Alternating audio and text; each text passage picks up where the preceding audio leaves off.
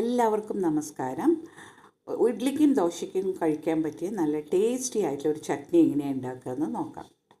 അതിനായിട്ട് ഒരു 25 ചെറിയ ഉള്ളി എടുത്തു, കടല എടുത്തു, ഒരു ടേബിൾ സ്പൂൺ കടല എടുത്തു, പിന്നെ മല്ലി, മുഴുവൻ മല്ലി 1 ടീസ്പൂൺ എടുത്തു, 2 വെളുത്തുള്ളി എടുത്തു, ചുവന്ന മുളക് നമ്മളെ എരിവിന് ആവശ്യത്തിന്, കറിവേപ്പില, കുറച്ച് പുളി ആവശ്യത്തിന്, കുറച്ചൊരു പുളി രസം, കുറച്ച് പുളിയും ഇട്ടിട്ട് നന്നായി ഫ്രൈ ചെയ്തിട്ട് അരച്ചത്. ഒരു ചീനിച്ചട്ടിയിൽ നല്ലെണ്ണ ചൂടായതിന് ശേഷം ഇതെല്ലാം വറുത്തെടുക്കും.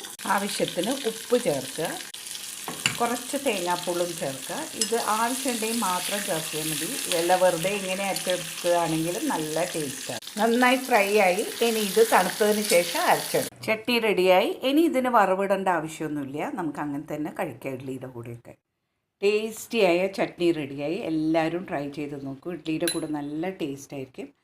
തേങ്ങാ ചട്നിയും ഞാൻ അരച്ചിട്ടുണ്ട്. നല്ല ടേസ്റ്റിയാണ്.